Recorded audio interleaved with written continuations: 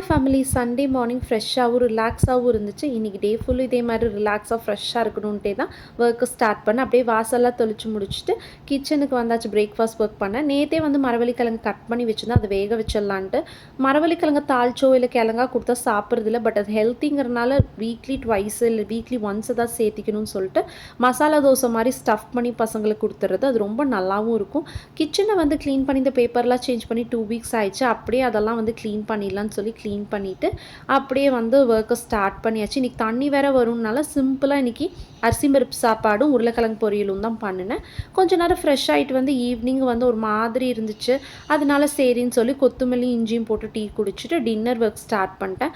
வெங்காயம் தக்காளி புதினாலாம் போட்டு இந்த சட்னி வந்து இட்லிக்கு ரொம்ப நல்லாயிருக்கும். ஒரு நாள் ரெசிபி கண்டிப்பாக ஷேர் பண்ணுறேன். சூடான இட்லிக்கும் அந்த சட்னிக்கும் அடிச்சுக்கவே முடியாது, அவ்வளோ ஆப்டாக இருக்கும்.